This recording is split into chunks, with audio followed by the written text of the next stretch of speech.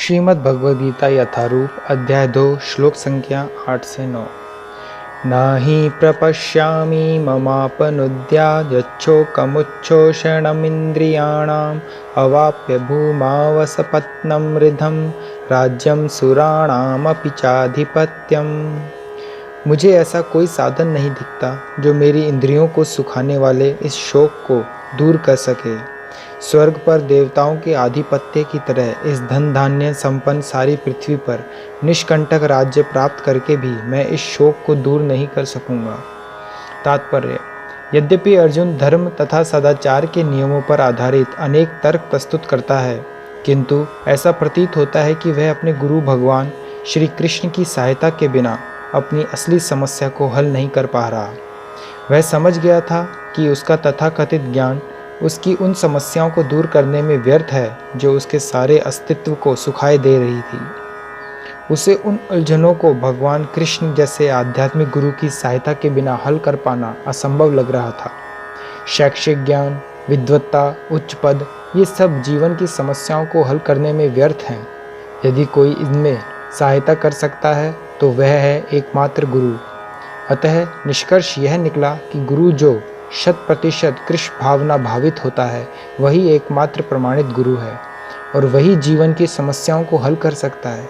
भगवान चैतन्य ने कहा है कि जो कृष्ण भावनामृत के विज्ञान में दक्ष हो, कृष्ण तत्व वेत्ता हो, चाहे वह किसी भी जाति का हो, वही वास्तविक गुरु है। किबा विप्र किबा न्यासी शूद्र केने नये, यही कृष्ण तत्व वेत्ता सही गुरु है। कोई व्यक्ति चाहे वह विप्र वैदिक ज्ञान में दक्ष हो, निम्न जाति में जन्मा शूद्र हो या सन्यासी, यदि वह कृष्ण के विज्ञान में दक्ष कृष्ण तत्व वेत्ता है तो वह यथार्थ प्रमाणित गुरु है। अतः कृष्ण तत्व वेत्ता हुए बिना कोई भी प्रमाणित गुरु नहीं हो सकता।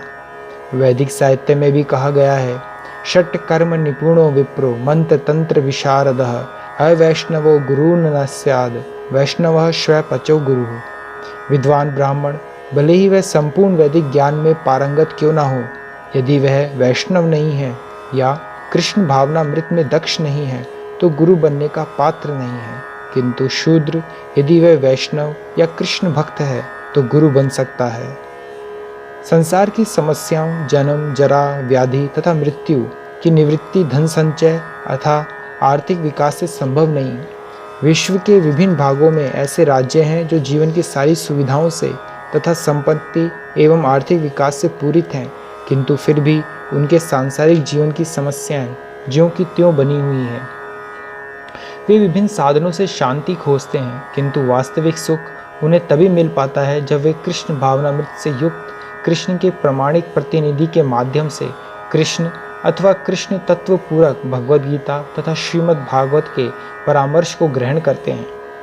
यदि आर्थिक विकास तथा भौतिक सुख किसी के पारिवारिक, सामाजिक, राष्ट्रीय या अंतर्राष्ट्रीय अवस्था से उत्पन्न हुए शोकों को दूर कर पाते, तो अर्जुन यह न कहता कि पृथ्वी का अप्रतिम राज्य या स्वर्गलोक में देवताओं की सर्वोच्चता भी उसके शोकों को दूर नहीं कर सकती।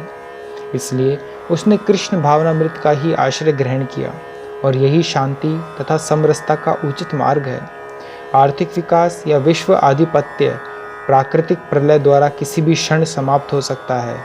यहाँ तक कि चंद्रलोक जैसे उच्च लोकों की यात्रा भी, जिसके लिए मनुष्य प्रयत्नशील है, एक झटके में समाप्त हो सकती है।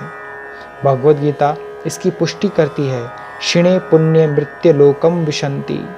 जब पुण्य कर्म के फल समाप्त हो जाते हैं तो मनुष्य सुख के शिखर से जीवन के निम्नतम स्तर पर गिर जाता है। इस तरह से विश्व के अनेक राजनीतिज्ञों का पतन हुआ है। ऐसा अधःपतन शोक का कारण बनता है। अतः यदि हम सदा के लिए शोक का निवारण चाहते हैं तो हमें कृष्ण की शरण ग्रहण करनी होगी, जिस तरह अर्जुन ने की। अर्जुन ने कृष्ण से प्रार्थना की कि वे उसकी समस्या का निश्चित समाधान कर दें, और यही कृष्ण भावनामृत की विधि है। संजय उवाच एवं उक्त्वा ऋषिकेशं गुडाकेशः परं तपः नायोत्स्य इति गोविंदम उक्त्वा तूष्णीं बभूवः। संजय ने कहा, इस प्रकार कहने के बाद शत्रुओं का दमन करने वाला अर्जुन कृष्ण से बोला, हे गोविंद, मैं युद्ध नहीं करूँगा, और चुप हो गया।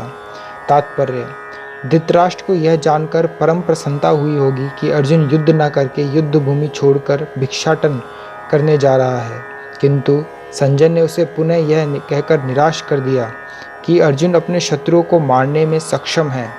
यद्यपि कुछ समय के लिए अर्जुन अपने पारिवारिक स्नेह के प्रति मिथ्या शोक से अभिभूत था, किंतु उसके शिष्य रूप में अपने गुरु श्री कृष्ण की शरण ग्रहण कर ली।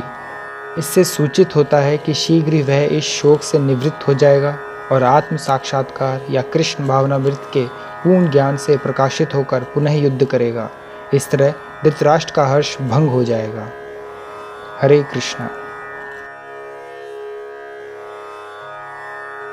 अपडेट्स के लिए चैनल को सब्सक्राइब करें और यदि टॉपिक से रिलेटेड आपका कोई प्रश्न हो तो कमेंट बॉक्स में आप पूछ सकते हैं।